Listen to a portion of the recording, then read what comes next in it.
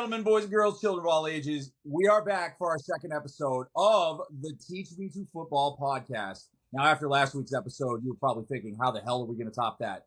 Well, we will, because guess what? We have a couple of people here tonight that we're going to be talking to and asking some questions along with all of the handsome panelists that I had coming back from last week. Hello, gentlemen. First, let me introduce our panelists as a returning guest. We have Terrence McCormick. Terrence, how you doing? Hey. Good. How are you? Doing good. I know you're a Dallas fan, so your life sucks. But with that said, we're going to make some fun. We're going to talk some jokes. But I know that you're a Cowboys fan, meaning you must have a sense of humor, right? Yeah, it's right. It's a rough year. Yeah, as a comedian, they've been the joke of my year so far. There you go. All right. Well, save the good ones for later. Also, we had Bobby Skinner on last week from Giants Nation, and guess what? We got his co-host here tonight. So, ladies and gentlemen, we also have the Angry Grump. Angry Grump, thank you for joining us tonight. What's going on? Got a lot to be angry about. Giants fan, so we are the hold my beer team of the NFC East that has been terrible all year. So that's been my life. I'm gonna actually, Topher and some of these Giants people have made me get emotionally invested in your team now, like another person did with the Mets.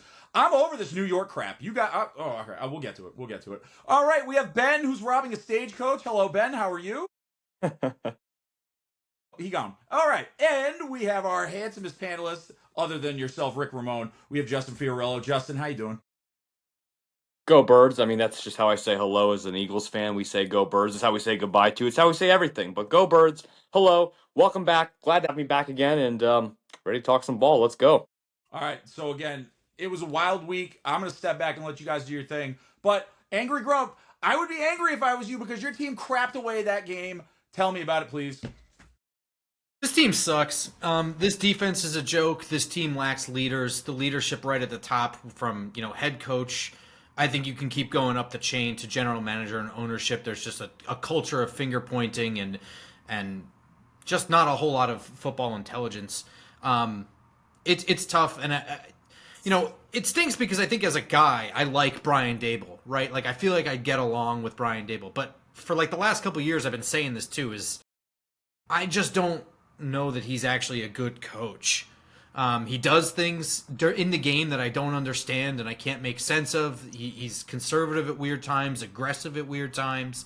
I don't know. This team stinks, and I don't know what I'm supposed to do with the rest of my November and December now. Quarterback's concussed. There was a point just a couple weeks ago where the entire league was on the side of Jackson Dart and Cam Scadaboo. We got some NFC East people in here. They're likable guys even on the other team, aren't they? Go ahead. You can say it. You can say it, Eagles fan. I've been saying it for months that I think if Cam Scadaboo was in Philly, he would be adored. I mean, he's a Philadelphia type of guy. And I was at the game when he actually got injured, and that's terrible. And I wish him, a speedy recovery. Future's bright in New York. I mean, the future's bright. That's if you're asking, what you're going to look for some positivity. It's just put your mindset, go to a paradise imagination where you just build around the future, and you just have to just put this season and throw it in the dumpster. Yeah. I mean, too many injuries. Just hope he can come back after a horrific injury like that. Some guys just can't. Yeah. That's the concern too, right? I'm not worried about Jackson Dart having a concussion. I feel like that's one of a couple he's going to have in his pro career, wherever he is for his entire pro career. If it's all at New York or if he moves around, it's just what's going to happen. It's football. But with Scadaboo, I have no doubt that he will come back. But if he can maintain the same style of digging his feet in the ground and just running through guys, I don't know. Dig his foot in the ground, it might just give way. Sideways foot, I don't know. But Jaden Daniels, I don't know if he'll ever. Is he going to be able to throw again? Probably. So maybe I'm over worrying. Right, but you see so many times in sports where guys get these injuries. Go ahead. Ben, you get the little piece of chicken. Shut your mouth. You go rob your stagecoach, and we'll get to you, you dirty Patriots fan. All right, Justin. Yes, sir. Sorry. Well, I'm just, I'm just saying pretty much I mean, you just see so many times when athletes suffer these traumatic injuries. You have Adrian Peterson, for example, they come back just as good or stronger. And then you have a lot of times Robert Griffin III, where they get an injury and they're not ever the same player. So time will tell. Now, Ben, as you were. I was just saying, let Russ cook, but I found out it was Jameis today. So everyone get your lobsters. Get your lobsters ready. Love. Is he really starting? He is. He Yeah, moved that up the came through depth today. chart. He moved up the depth chart. So as of right now, he's the starter because Dart is still in the protocol. Yeah. So, I mean, it is Wednesday, though. So I don't know. I don't think Dart is going to be able to progress fast enough through the protocol to become the starter on Sunday. But I think I think two things, right? Like, I think Jackson Dart is still QB1 on the depth chart. But I think even if he progresses through the protocol, just for the sake of optics, they'll just keep him out. Yeah. But yeah, absolutely. I mean, he's your future. You can't be risking him getting like head injuries and whatnot because he's definitely a player. But I think based on how the league is run now and the NFL wants to cover their ass, that if you get a concussion, you're automatically going to be out. They can put it out whatever in the media, like, oh, he's going through the protocols or whatnot. But I think based on the history of concussions, allegedly, according to the NFL, that the next week that they're going to miss. So I think Dart, even though he's questionable now, I think he's going to be out. And like, why even try to rush him back? What's the point? Like, what are you guys going to play for? I hear you on that, right? Like, I agree. But this is where it's kind of interesting, and I don't know what to do because concussions are the only injury that is policed by the NFL, right?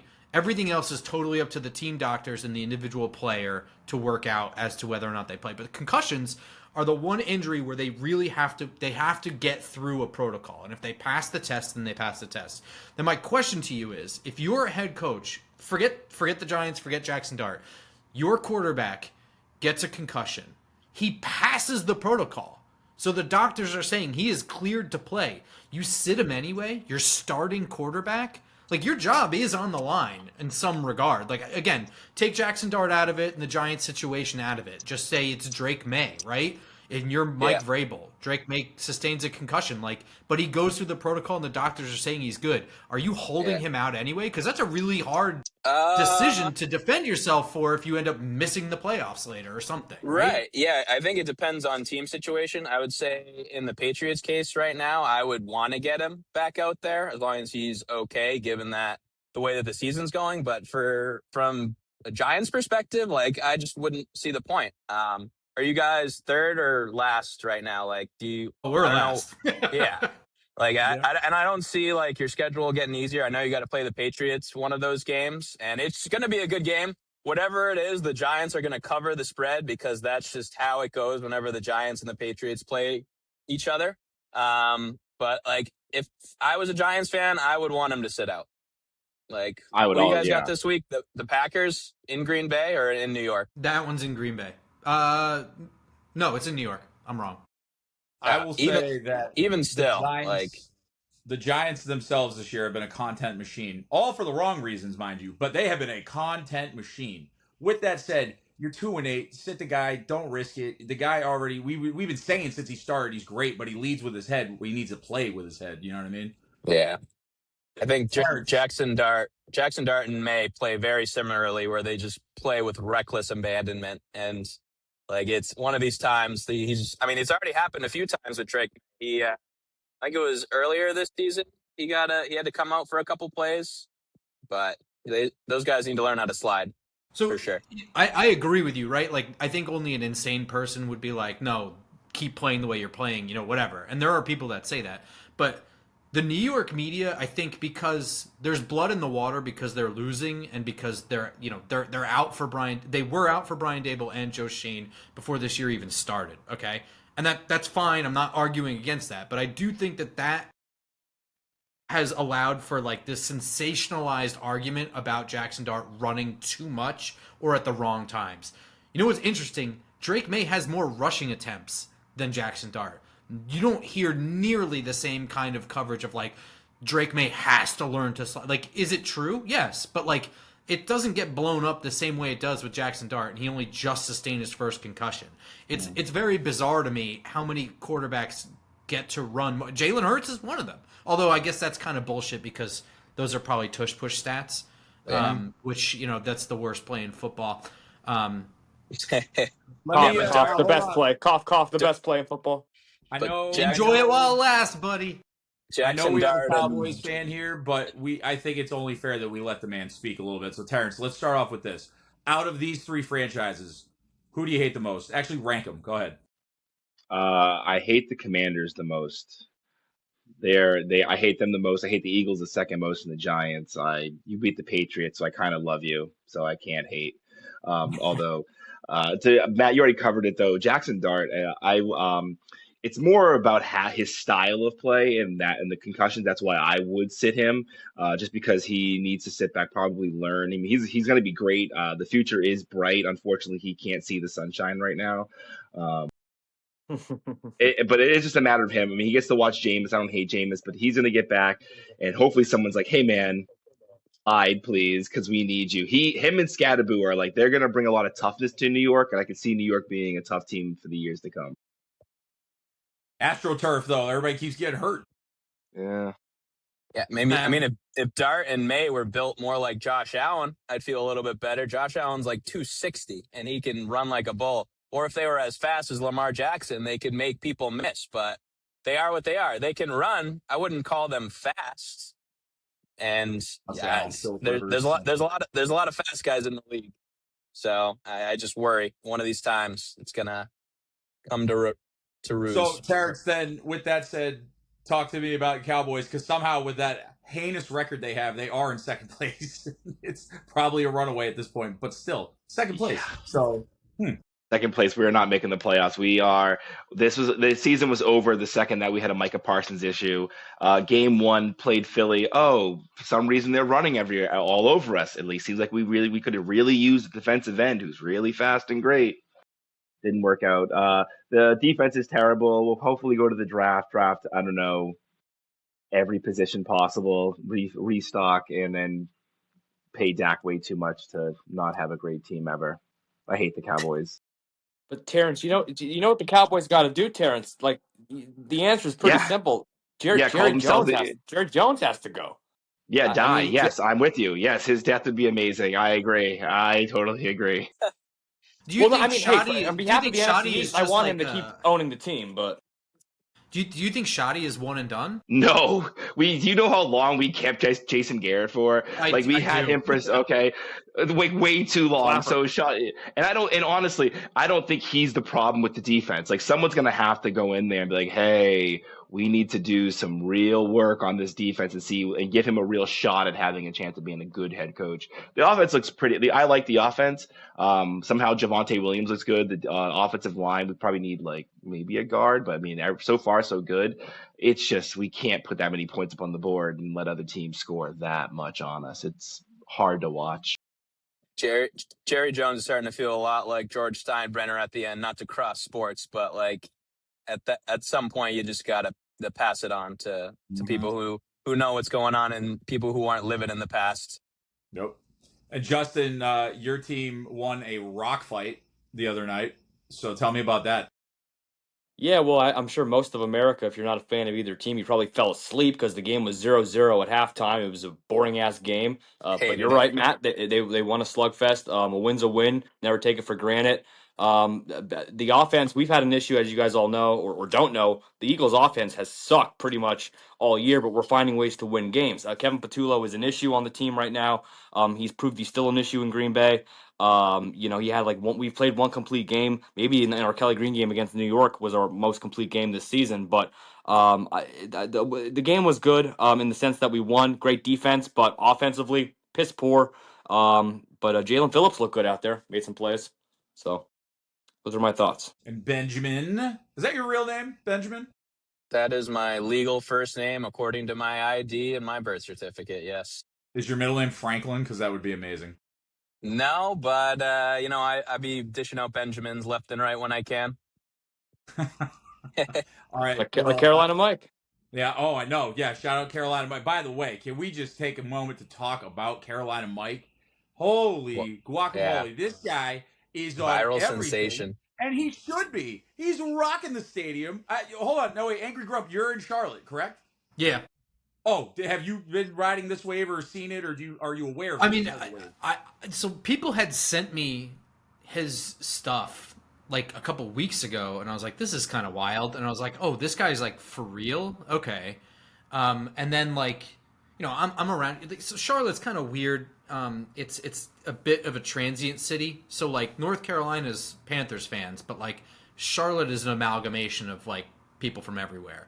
But on game day, that's where you see like all the Panthers like jerseys and stuff. And then all of a sudden I was like, wait, this guy's like a known commodity, because you start like hearing the 150,000 whatever.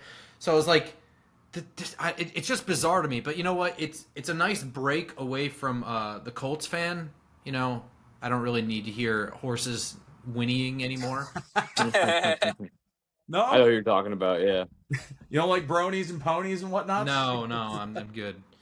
Did you hear him? He was going after Aaron Rodgers' back or whatever, and his song against the Steelers will break Aaron Rodgers' back. What? You know what I'm talking about, right? So wait, you have no idea what I'm talking about, then, guy? I know the guy that says like, these are our Colts. These are we bleed blue. Yeah, so he changes a line of the verse like depending on the week and who they're playing. And when they played the Steelers, they're gonna break Aaron Rodgers' back. He chose violence. So dude looks like the nicest guy on YouTube and stuff too. But yeah, it's funny. Aggressive. Wow, Very aggressive. Yes. I think he was the NFL Fan of the Year last year.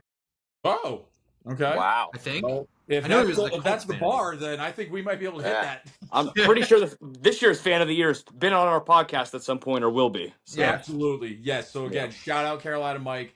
It was amazing watching this man's dreams literally come true like a couple days after we had him on. And again, I've been watching him since I think he was a couple hundred followers. And it was incredible, man. Incredible. The man, and can't wait to see what he does next with music, because if he's working on an album, that's going to be fire too. So, anyways, boys, we're going to go into halftime. When we come back, we're going to have Matt Libs. So if you got to go pee-pee, now's your time. All right? See you guys in the second half. Later, taters. Yeah, me either. But if I did... Welcome back, ladies and gentlemen, to the second half of Bake and Shake, Teach Me to Football podcast. I have to say that was one of the most electric half times I've ever had, because we were just talking about Carolina Mike, and he just sent us over something so special. I'm not even going to tell you what it is, because you guys are going to see it. But awesome. Carolina Mike, shout out to you. You're the man. All right. So, Ben, you're at the kids' table. You get to talk in the half. That's how that works, okay? Because you're in a vehicle. All right? Sweet. So, thank you. With that said, you can talk about your poo-poo pats, because they are 8-2. But also, I want you to talk about that conversation. What were you saying at halftime?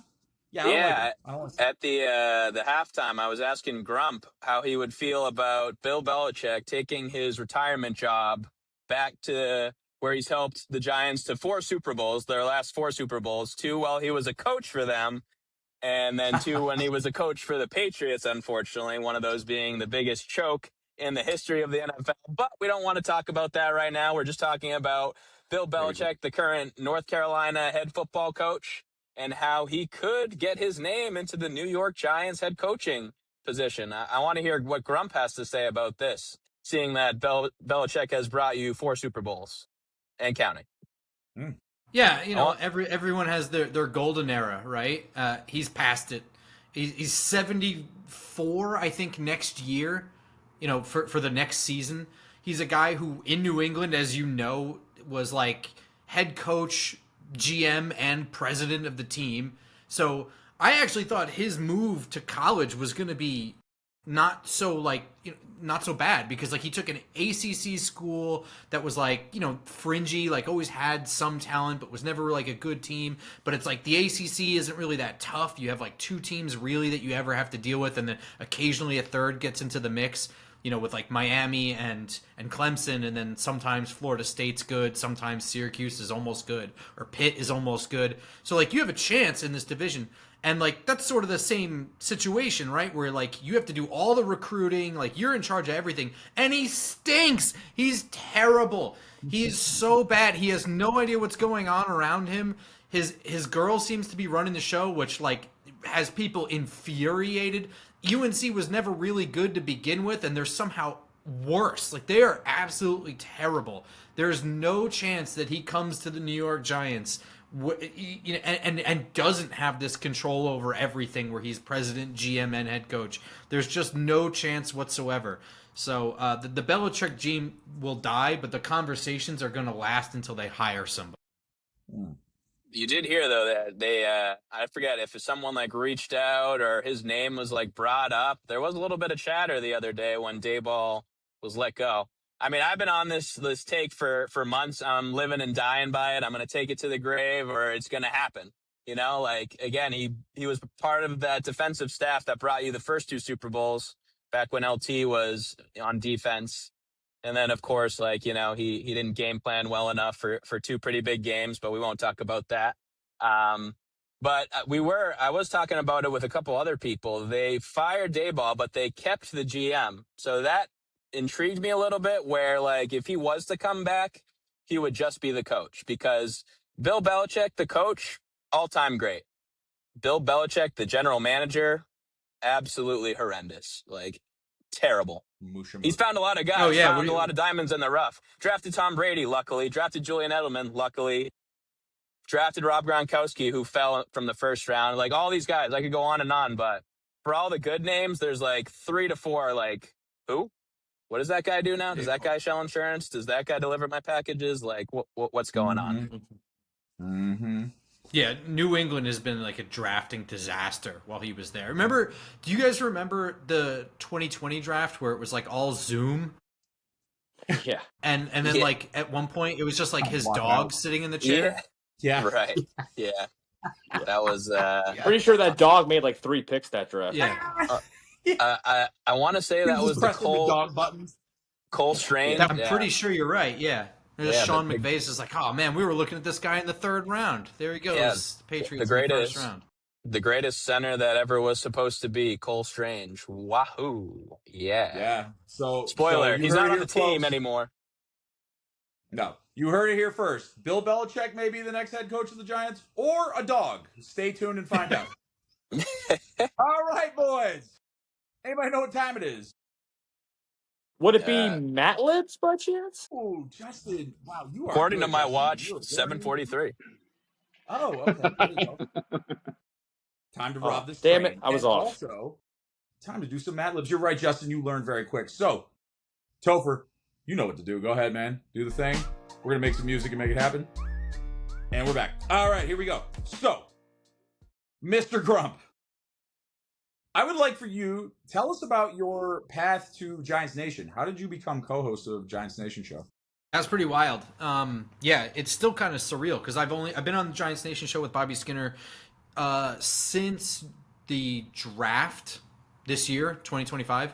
I've been a season ticket holder for the Giants with my cousin since like 2010, and had just gone to games with him. I don't really have a ton of friends that are football people, just in like the circles that I've been around. So he was kind of the only person I talked to about football stuff, and just being like a neurotic super fan, like you just can't not think about your team at any given moment. You're like driving in the car in silence like Ben is right now, and you're either watching or you're just like, how do we fix left tackle next year when he leaves? You know what I mean? Like, so you just get into these situations where you just can't, you have one person to talk to. So I just annoy the crap out of my cousin until he was like, we should just have a podcast because our conversations are more in depth than like 90% of the stuff that I listen to.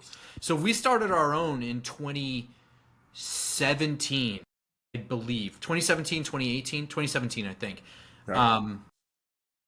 Called Just Giants, which is still running today. And then we did the Just Giants podcast for 3 years. And in 2020, there was the shutdown. And I got a DM from Bobby Skinner of Talking Giants being like, hey, man, we're trying to do this episode because of the pandemic. You know, we're trying to find some content. I'd love to have you on, you and your cousin on. And so that's how me and Bobby started, talking. Right. Okay. And then he would just randomly hit me up, different draft things. What do you think of this player? What are your notes on this? And it was just side conversations. And then I would occasionally fill in. And then when, Bobby had a big thing, with his company that he worked for, John Boy Media, earlier this year. And he kind of let me know that he was going to be leaving in the next couple of days, but didn't want to announce anything. But he was like, I need some serious help with the draft. Like we're at the beginning of the draft season. It's a ton of work. Will you help me? And I was like, sure. So I jumped in to help with all the episodes that he needed. He would tell me like, have notes on these 10 players and we'll go over them and we'll record these days and whatever. So I just did whatever he needed. And then at the end of it, he was just like, how do you feel about doing this full time? And then we had to like iron out those things. And that's really it. It's pretty wild. But, so I still have my Just Giants podcast I do once a week with my cousin. I'm on Giants Nation show 3 times a week, 4 if you count our game day previews. Damn. And then during draft season, I try to do as much content as I can because the draft is really, I think, a really fun thing. It's almost unique to the NFL where there's this much focus on, picking players. It doesn't really exist in any other sport. They try. The NBA is kind of a joke. And then everything else is not even really a joke. It didn't even make it that far. So I try to do a lot of that stuff. And I'm really like a football dork. Like I don't really care that much about baseball. So in the off season, I actually enjoy spring football. I actually enjoy the CFL. I watched the BC Lions and Saskatchewan Roughriders play last Saturday, and unfortunately my Lions lost. But so I am just football all the time. So that's pretty much, I'm on Twitter, and that's all I talk about. Listen, Grump, if you like football, you can come up and watch me throw some touchdown passes to Ben next year. That's some grade A football right there. I will analyze all sir. of your mechanics and eviscerate you. Probably. I'll eviscerate myself. Don't worry. I almost crippled myself earlier this year. It was a real treat. So, yeah. Anyways. Terrence. Now, I want you to go in depth too because we have had you on as a guest previously, and we did talk about your comedy career, but I kind of want the same answer that Grump just gave. Like, tell me about your path in comedy and stand-up that you've been doing for the last couple of years. So I've been doing comedy for about 3 years now. Not like, I'm not sure if your fans are gonna know where this is at, but Worcester, Massachusetts is where I mostly do stand up. I travel all through New England to do as much as I can. I started, like I said, about three and some change. It was one of those weird passion things that I wanted to do. I'm not going to lie to anybody and be like, oh my God, when I was a kid, I wanted to be a stand up. But like, I think I hit like 30 and was like, oh, that would be really cool to do. And then I just been grinding away the last 3 years to try to be decent at it. I'm starting to work out a little bit. I mean, I start now. All I do, like Grump, you watch CFL games, you watch, you're watching Canadian football, CFL. Like that's me watching stand-up specials. I will watch someone will recommend a special. I'm listening to it. Someone tells me to go listen to the worst stand-up special. I listen to it. It's all like the learning process. I love all comedy. I love jokes. I love bits. I love stories. So, it's a big kind of learning process. And then when I do find time to watch football or basketball, I do that as well. But I'm always just writing jokes, even when I'm doing things I shouldn't be. What are some of the hard parts of the grind? Travel. Travel's the biggest part because where we live, there's only 3 mics. So I got to go to, Boston a lot. I got to go to Western Mass. One time I drove 2.5 hours up to Maine for a 5-minute set. Did not the greatest and then still had a 2.5 hour drive back. So, that's not always the most fun to do. And then I would also say, just because of being an egomaniac, seeing certain people get booked on shows that I believe I should be booked on, and then being like, oh, okay. Trying not to be a hater, but also being a real hater the whole time. Those are probably the biggest. Is that the athlete in you? Is that the competitor in you? 100%. And I try to push that away because comedy shouldn't be competitive. It should just be like, stand on your own merit. Like, are you funny or are you not? But there's that dog in me that just wants to cuss everybody out and just yelling at everybody, as you know, playing flag football. Got that dog in him. Got me a dog. Yeah. You got to see me this year cheering for you guys. I'm yelling at people and I'm not even playing. Yeah. So. Justin, where's Brian? Where's Brian Dawkins at to get us all riled up? We the dogs over here. Yeah, Brian Dawkins is the guest next week, right, Matt? I said we got Brian Dawkins booked for next week's show. That sounds about right. So, okay. Let's man. Topher. Actually, hold on. I'm sorry. Irish, are you there? I'm not Irish. What's up, guys? Hey, there There he is. is. Ladies and gentlemen, this is our stat genius, Jeff. But I've been calling him Irish for 30-something years because of his Notre Dame love. I just wanted to check in and see how he was doing. Jeff, have we gotten anything wrong tonight? Not that I've checked. You guys have really stayed away from stats, so it makes my life easy. Just sitting here enjoying. I can confirm that Bill Belichick will be 74 next year. And Jason Garrett was coach for 10 years at Holy in Dallas and made the playoffs 3 times. My goodness, 10 years of mediocrity. He has a winning record. 10 years of kissing Jerry Jones's ass is what it is. What is it, like 52 and 48? Like, do we consider that like? Oh, I mean, I guess no. It's let me. It's got to be like a 60-40 split. There's just no way. How many draw plays did Jason Garrett run in this whole entire time? Was it every other? Every other play was a draw play. Yeah. Okay. Cool. Actual result. It was... So 85 and 67. Wow. Was his record? It's better than I would have thought. It's better than Gruden's career record, I'm pretty sure. Irish, how many games has AJ Brown tweeted something cryptic after the game this year? How many games has he been an Eagle? Yeah. Oh, all right. Now, Justin, how many more? Not for long. Your answer last week was very spicy, and so I'm going to double back. I'm going to double back to another round of Mary, Love, and okay. Oh my God, I'm getting stuck with these weird questions. Go ahead, Matt. But I'm saying, as an Eagle, because you are such an Eagles fan, you know what I'm saying? So it would be like if you were asking Terrence, Ben, and I about the Celtics. Let's go for it. I'm ready. Let's do it. So here we go. Deshaun Jackson, Deuce McAllister. Well, I'll kill T.O. Really? Wow. Too much drama. What? I mean, okay. Damn. He doesn't need a T.O. It's okay.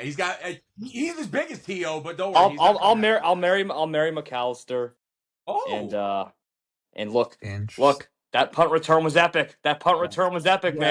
Get out of here. So I'll sleep with Deshaun Jackson. Well, please don't edit this, Topher. Please. Use context. You know what I mean. We'll edit it and make it so it's, you know what I'm saying. But hey, I'll tell you what, Justin. How about this?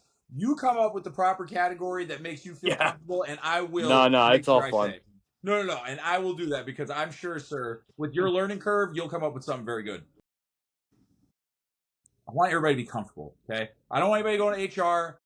No more of that. Okay. Anyways, moving on. I guess that T.O. Super Bowl performance ain't nothing to for you to consider. Mm-hmm. On one leg. Well, we didn't win the game. We didn't win the damn game. Not his fault. On one leg. It was incredible. An all-time performance. All time. T.O. didn't throw up. What about the driveway with the working out with the shirt off and he looks so good. Yeah. But that's off the field. On the field, he had an all-time game on one leg. Yeah, incredible. Safe to say, I would not be killing Terrell Owens in the same stipulation. But I can't marry him because he's too many off-the-field issues. Can't marry him. Mary loved T.O. Kill the other two. T.O. is the man. That's a complete opposite of Justin. Okay, I like it. Woo! Okay, that's my quarterback. Yeah, that's my quarterback. Exactly. Yeah. Me and you, Terrence, we both had T.O. for a little bit. He cares. He cares. He cares. Passionate. Yeah.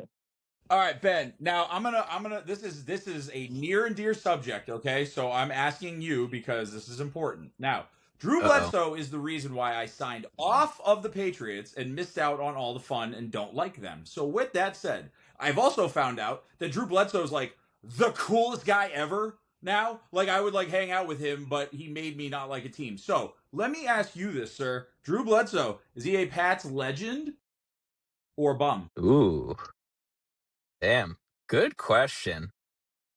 See, I didn't really get to watch too much of Drew Bledsoe because the first Patriots Super Bowl win in 2001, I was 7. So, I was still kind of figuring sports out and whatnot. I mean, I'm sure he had a lot of great games, but I mean, if he was so great the first time around, like, why didn't Belichick just stick with him? I mean, Brady was nothing at the time. He won a few games. He had a couple nice throws, but they literally signed Bledsoe at the time to the biggest contract in the league. And now Belichick is just like, nah, we're going with this little rookie. I mean, it ended up paying off, right? But like, you look at that now, like let's say like Joe Burrow got hurt, right? And Jake Browning was the next Tom Brady. Like, what are the Bengals doing? They're saying, see you, Jake Browning. Like, what are we talking about? I mean, Drew Bledsoe does have his place in Patriots history. I'm sure he has a handful of great games and great moments. He actually, that 2001 season when he got hurt, Brady got hurt in the AFC Championship game against Pittsburgh. And what happened? Drew Bledsoe comes in, throws a couple touchdowns. We end up winning, going to the Super Bowl. And then he didn't play, of course, by the time that came around. But I'll say my favorite Drew Bledsoe moment came in the Super Bowl. It gets to be, we all know as a Patriots fan, we all know the John Madden call, like, oh, I think they should take a knee, play for overtime and whatnot. And there's this clip of Drew Bledsoe that I absolutely love. Like, they were like talking about it, like the moment, like before the drive started. And it's just like, yeah, the coaches to Brady were like, oh yeah, just like, a little dink and dunk, conservative, let's play for overtime. And then right before Brady goes on the field, Bledsoe goes to him, and Topher, be ready with the bleep right here. Go out there and fucking sling it. And I just absolutely love that. Like the Super Bowl tie game, like at the time, like going and driving for a field goal and field position was just out of the question. And the fact that they just made plays and did that, and like Bledsoe was a part of that, like, I'll say he has his place, but overall, I'd probably still call him a bum. But very, very important to Patriots but he's history. Cool. He's a cool bum. Yeah, very cool guy. All right. Very cool bum. Yeah, and he made me lose out on Super Bowl. Cool bum. Made me lose out on some fun. Cool. Thanks, bum. Anyways, moving on. So, Angry Grump. Now I'm getting angry and grumpy. Anyways, Grump, I was listening to a conversation, and so we're going to make your frown turn upside down, sir. I want you to tell me your favorite 3 throwbacks in no particular order of any particular team. Throwback uniforms? Yeah. I do think that the Eagles ones are pretty clean. Yes, sir. The Yes, Kelly sir. Green ones are pretty damn good. And I was saying this earlier too. Is like the black. First of all, as a general thing, I'm going to not answer your question and just bitch because that's what I do. There are a ton of teams that just have black alternates where black isn't even one of their colors, and the Eagles are one of them. That to me is the most irritating shit in the whole world, because I think like the few teams that have black as one of their colors, like their black uniforms are fucking sick. Like you look at like the Saints or the Ravens, like they're all blacks. They're just awesome. And then you just get like this random fucking like, oh, we're the Commanders. Here's a black uniform now. And, oh, we're the Eagles. We're wearing our fancy black. It's really stupid. Why not have a purple jersey at that point? You know what I mean? Like, why? But I do think that the Kelly Green Eagles throwbacks are pretty sweet. I actually think the Patriots all throwbacks with the red jersey and then the white helmet with the guy snapping the ball. I'm sure he's got a nickname. Don't care. But those are pretty awesome. I'm not going to lie. Yeah. Clean. And then it gets difficult. Because out of the 3, and they have to be throwbacks, not random ass alternates.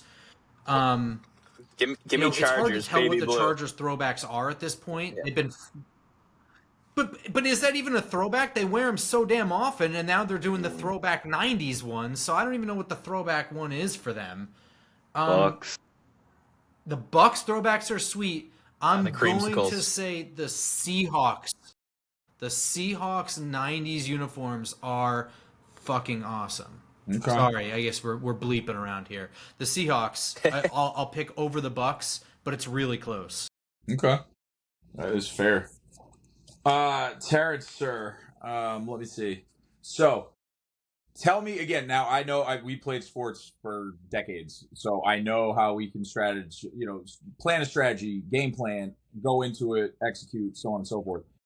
Tell us what it takes to build a 5-minute set. I guess there's 2 answers to that. If you are a brand new comic and you've never done it before, a 5-minute set is just you finding 5 minutes of jokes that works and you being able to stand there and kind of deliver. that's about it. If you're brand new, if you are someone who knows what they're doing, and 5 minutes is more of an open mic thing, your best bet is to start off with a quick joke, something less than 15 seconds, get the audience laughing immediately. Your next 3 jokes should probably be in the same vein. Keep it. I particularly like keeping it somewhat clean for the first minute, because then the audience will they won't die on you immediately. They'll like you. They want them to like you. That's pretty much it. Do you trust in me? I'm a dark, dirty comic, so I stay to that. That first minute has to be clean. And then after that, the 4 minutes, you probably want to do something just a little bit more lengthy. Two jokes, 2 punchlines that you can hit in less than 30 seconds. Relatively showing them that you are a little dark or dirty or whatever you are. And then the last 3 minutes, you just gotta I do one-liners, so it's easy for me. So it's about 16 total jokes in total. I would say your last 3 minutes is show them who you are, and as long as the punchlines are there and they're funny, you're gonna build a perfect 5-minute set. Yep. Now, actually, bonus question, because again, I've seen you hit a free throw to win a game and run straight out of the gym into the street. So, with that said, what hurts more, missing or messing up the play to lose the game, or telling a joke that you really genuinely love and it doesn't go well? Oh, I threw a pick in the playoffs before, and that haunts me to this day. That I had the wrong read, and that really broke my heart. But I have been in a room that was about, I don't know, close to 200 people, and I had a joke that really, really worked. It never really failed me ever. Actually, it never failed me. And then the audience just looked at me, it was about 10 seconds of me wanting to jump off of a cliff. I was like, this is not, yeah. You know what? Bombing a joke is worse, because I can get over throwing a pick. Bombing a joke hurts my feelings. No one loves me. Oh my God. Good answers. Good answers.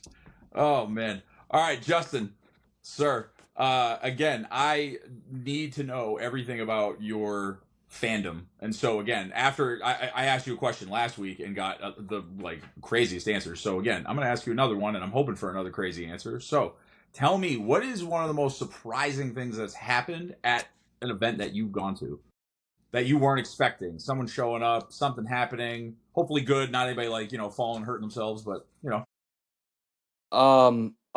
This is easy. I was at Skinny Joey's Cheesesteaks about a month and a half ago in South Philly, and Des Bryant showed up. Yeah, Des Bryant showed up, and not only did he show up, I ended up getting some of the craziest content with him. He spent like an hour with them, because I know the owners of Snuff and Joey from Skinny Joey's. I've had a chance to meet them and to collab with them on posts and stuff on my social media and all that. And they get players that come by all the time, but I was completely unannounced. I had no idea. I was literally it was 3:30 on a Monday afternoon, and I had no idea Des Bryant was showing up. And my boy who was there, he said he got word that he was 20 minutes away or something somehow, and he shows up and he does a whole cheesesteak review. We're talking football. I got pictures with him, videos with him, have him reviewing the cheesesteak and all that. So that was pretty wild. I mean, I'm a diehard Eagles fan, but he's a Cowboys fan. But I would have to say that when it actually comes to work and making content and stuff, I was blessed and fortunate enough last year to do a signing with Saquon Barkley. A private signing with him, and at the signing, this was before actually our playoff run when we won, last year, when we, how it all ended and all that. This is so crazy that we're talking about this, because we're playing the Lions this coming Sunday. But last year, I was talking to Saquon, and I said, how do you guys match up against the Lions? We never played them last year. It was all hypothetical. And he said, they got to match up, quote, against us. And he said that to me in a private conversation, and I'm sharing with you guys now. Just take my word for it. I swear that he actually, I know you guys have no proof of it, but he actually said they got to match up against us, and that we have so many weapons that they have to account for, was what he said. And this was a private conversation about hypothetically playing the Lions last year, and now we're playing the Lions, and he gets to play them. So I thought that was pretty cool too. Ooh, woo! Yeah. See, you just add some extra spice onto that game, sir. Oh man, I love me some Justin. There we go. Yeah. Okay. Now, finally, is Ben here? I don't even know what the heck's going on with Ben. Did he rob the stage? I'm here. Yay! No, All right, I'm here. Ben. I would like to Yes. tie in my final question with you, sir, to Yes, our sir. other guest, Mr. Grump. Angry Ooh. Grump. Sir, do you care? Like, you have a tier of the nicknames? Like, do you have a preference? No, I mean, it's Football Grump, not Angry Grump. But yeah, it's all good. Football Grump. Most Grump, people would just call me Mr. Grump, so it's all Grump. good. That's what I'm saying. It started Grump, and then I started getting all mixed up, and then I was like, wait a minute, I'm not gonna. No, hold on. So, anyways, I'm gonna tie these two in. I want you two gentlemen to argue it out. Eli Manning, Hall of Famer, yes or no? No, but he will be. He will be. Well, He I mean, will be. I think if you're asking me if he's going into the Hall of Fame, the answer is yes. I have a high standard. For me, the Hall of Fame is for like people you can't write history without. And I think you can. The only reason you can't skip over Eli Manning is because the historical moment was the Patriots almost getting a perfect season and then being robbed of it. Unfortunately, Eli Manning existed in a time in which, and people don't think about this shit, but like, we collectively are all roughly the same age. We lived through a period of unprecedented quarterback play. There were just so many really good quarterbacks all existing at the same time. And it's still going on now. Is it? I mean, like, you had Brady, Manning, Breeze, other Manning, Roethlisberger. I mean, like, you can really go on. Rodgers at the same time. There was some Favre overlap, too. And like, there's some Andrew Luck overlap. Like, there is a lot of really good quarterbacks in history all existing at the same time. And it's not that Eli Manning isn't good. His numbers are... Phil Rivers is another one I didn't even say.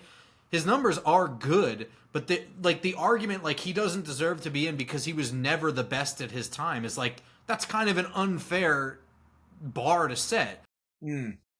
But also, I mean, if I'm making the Hall of Fame, like half the people in it don't belong in there. So okay, he's going in, but yeah, he wasn't the best at during his time. He definitely had a lot of great moments though, but like I feel like with him, there's just so many moments of what the hell was that? Like that is just, to me, as a Hall of Famer in any sport, you should not have so many of those moments. And with Eli, you take out those 2 Super Bowls and like, what has he done? Like, there's more bad than good aside from those 2 Super Bowls. But obviously, that's what makes the argument is those 2 Super Bowls. Right. Yeah, and that 2011 year, like, there is this argument that the defense carried him in 2007, and it's certainly an argument that is worth having. I don't know if I totally agree with it, but it's certainly an argument. The 2011 argument, that just doesn't hold water. That defense was like 32nd ranked. He had a bad O-line as well. Like, if you look at his numbers that year, he was playing balls out. The real shit of it is, and I'm not going to disagree with you in terms of like his what the hell was that moment, because I've witnessed them in person. They're infuriating. But he also played with some really shitty teams when he hit his prime. Because I would say he really hit his prime between like 2008 and like 2015. He really was a very good quarterback, and a lot of those teams just flat out sucked.